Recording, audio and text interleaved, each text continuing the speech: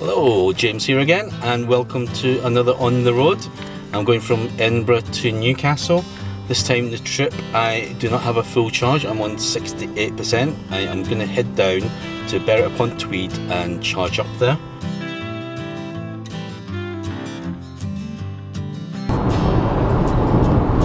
We seem to be having a bit of a headwind here. It seems quite windy today. We're not really going to be taking it easy, so I'm not really reserving any power because we'll be charging at Berwick-upon-Tweed hopefully for about 30 minutes.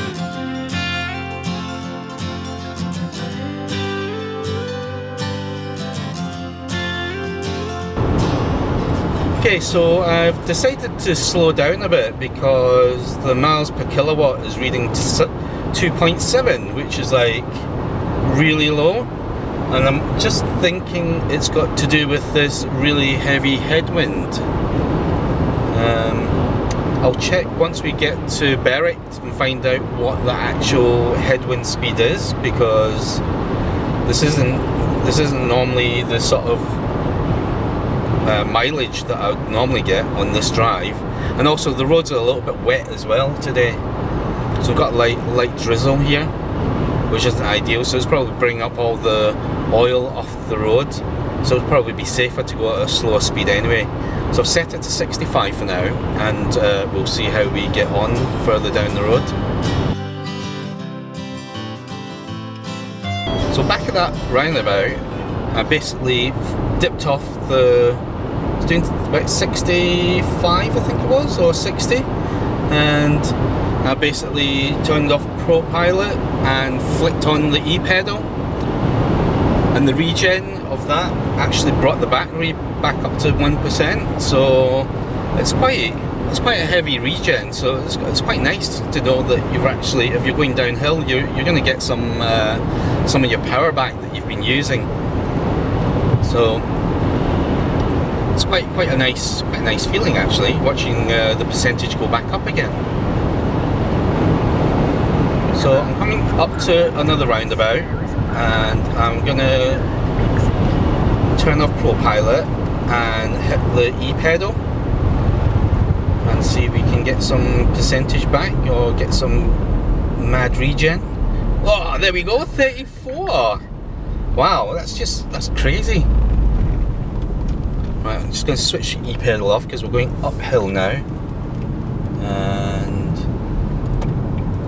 swing round this roundabout, take a few shortcuts. Right, and we're going to put ProPilot back on, set it to 60 again. So this is actually Dunbar, so this is one of the places where I would charge on the way back up. SatNav is saying 27 miles to Berwick, and we have 41 miles left here. I'm going to punch this up to 65. I think we're on a slight incline at the moment. Let's check the battery temperature. So that's the battery level, 30%. The battery temperature is about 40%, which I think from Leaf's by last time is about 25 degrees. There's a lorry ahead. Is this guy going to let me pass? So I'll let him go through first, and then I'll pull out. Ooh, wow. I don't know if you guys felt that, but the car actually broke pretty hard. My goodness, the weather's atrocious today. Wasn't that bad in Edinburgh? I don't know where this fog's descending from with the light drizzle. It's not very pleasant actually. For all this fast driving, there's a lorry ahead doing his daily commute, delivering goods, and the car's going to be slowing down in a minute. We're doing 65, so we're going to see how the ProPilot deals with having slow vehicles ahead. Still, oh, the steering's off. So it's quite gradual actually. It's I think because the speed's fairly similar, it's not too bad at dealing with that. But previously with that tractor, it actually broke pretty hard, I think, because of the big discrepancy between my speed and the tractor speed, because the tractor's probably going about, what, 30 miles an hour maybe? Gives you confidence actually to let the car decide on sort of like slowing down if you're not paying attention. Oh my goodness, I wish you guys could see the sea over there. It's just crazy. Maybe I can switch the camera view over afterwards. Oh, Mr. Dude's doing some overtaking. Personally, when I'm on this A road, I don't bother overtaking, because there's no point really, is there? What are you going to save? I mean, what, 5 minutes down the road, you'll be like behind another lorry. So I just find it really bizarre, people wanting to overtake like that. It's a risky maneuver really. It's not something I would personally do. I tend to, especially if I've got people with me, I don't overtake on single lanes.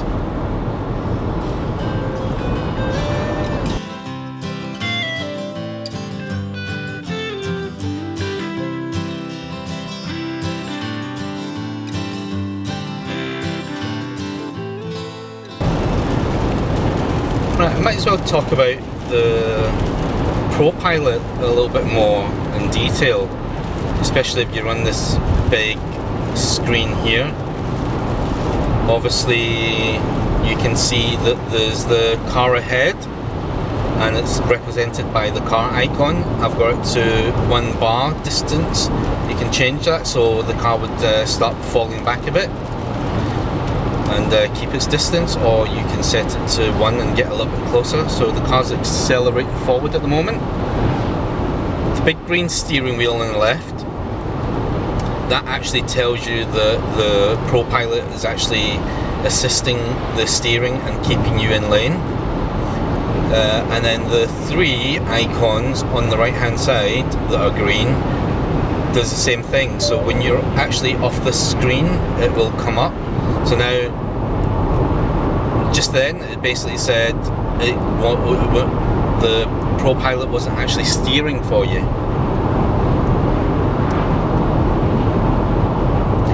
Right, so the temperature's 2 degrees, so it's pretty cold outside. I'm actually not looking forward to jumping out of the car. Switch the wiper back to auto. So we're down to 10%, says 12 miles, and sat-nav says 8.5. So we're not that far away now. So there's another bit of dual carriageway before we get there. Fingers crossed there's no one charging there, or this is going to be a long trip.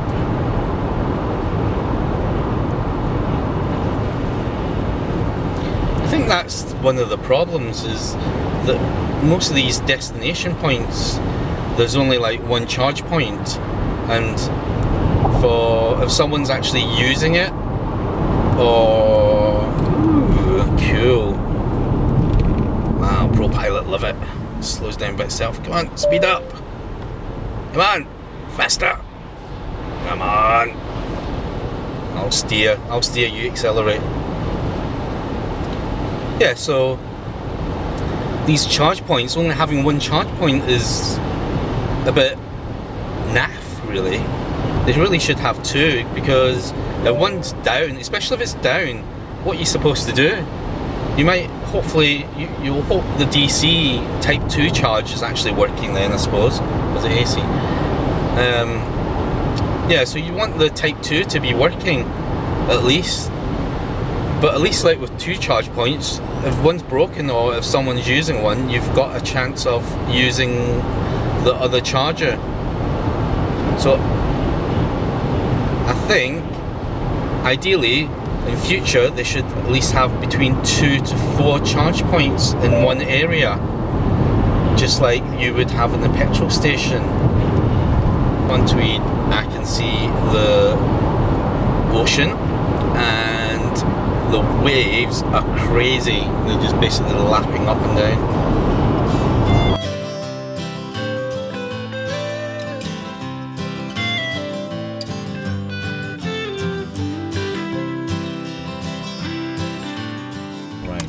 Ah, there's a Leaf Proceed charging to the as well. highlighted route. I wonder if I can Type 2 it, as in use the Type 2 charger.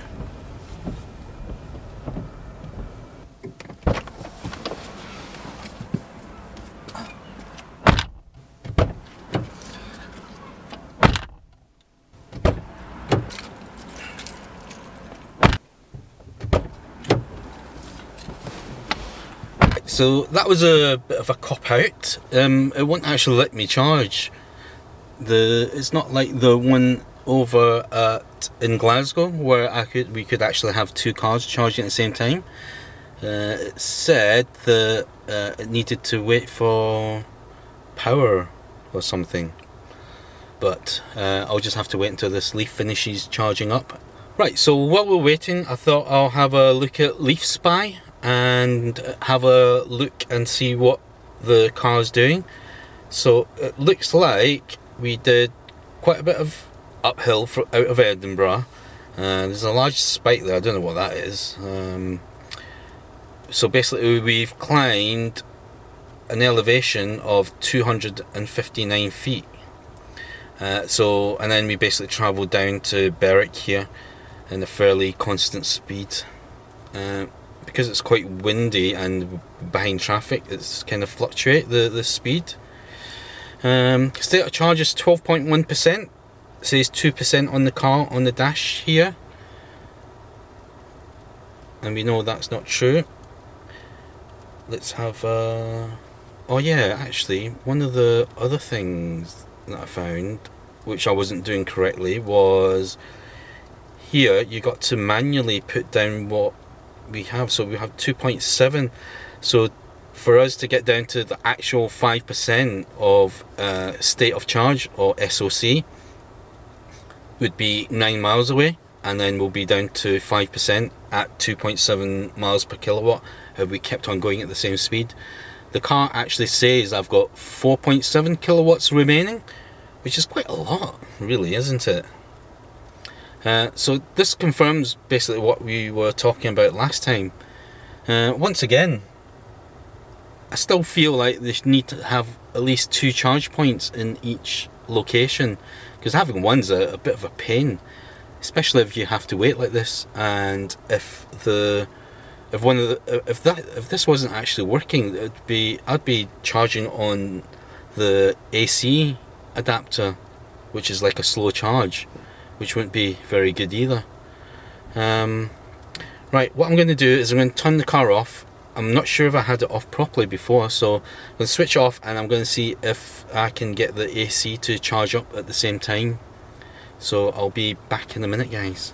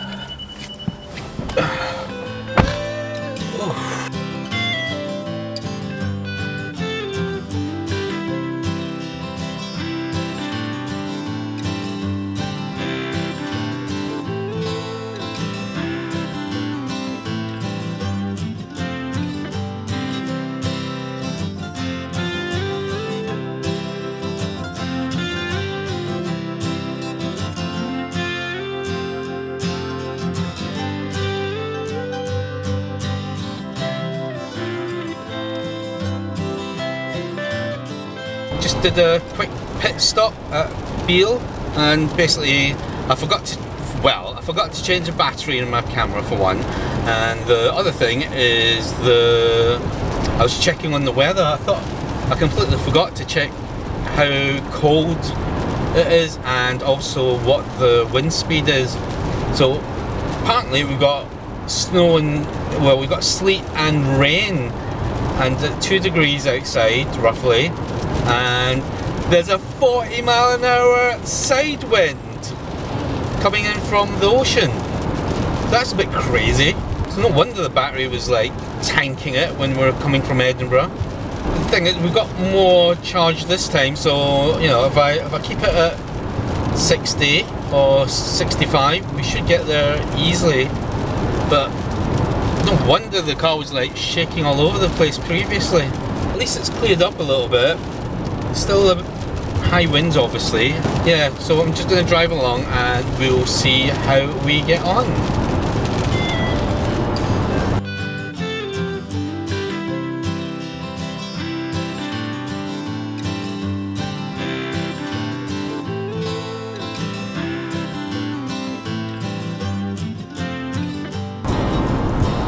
So currently we're down to 23%, it says we've got 28 miles left on the gasometer and we're 25 miles away from my destination.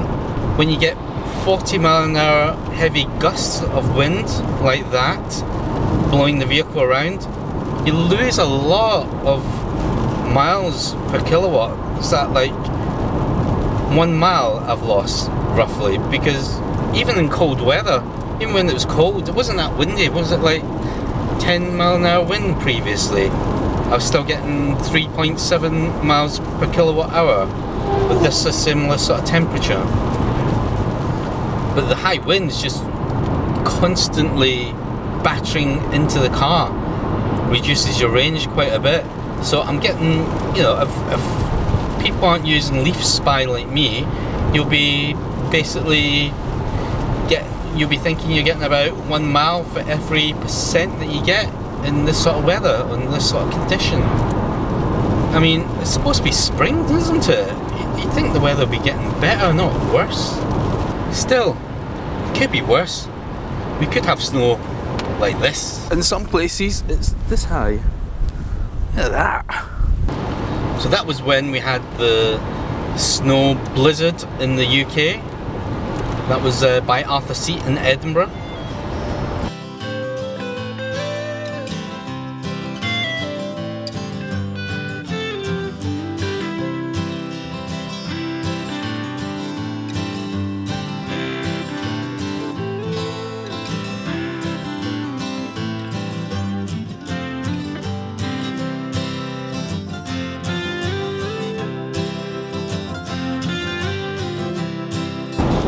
Right, so I'm slipstreaming behind this little lorry. The sat nav says I've got 13 miles to my destination. I've got 20 miles left on the gasometer with 14%. I'm more than happy that we'll make it with the backup battery that we got, the extra 4 kilowatts on reserve. So this slipstreaming here in this high wind, being so close, 1 bar is actually making a big difference. It's a bit like Star Trek, this, isn't it? It's like Captain Kirk, he's looking at the dials and he's thinking, my god, we've only got 14%, we need to turn off life support. And yeah, and then you get Scotty, yeah? He knows there's like 4 kilowatts left in that ship, and he'll be going, oh, Captain, she can't take it. I'll see if I can get some more power by transferring it from the main deflector. And then all of a sudden they pull out of it, whatever situation they're in. I always wondered why they always just scrape it out. But Scotty knows, doesn't he? I know he knows.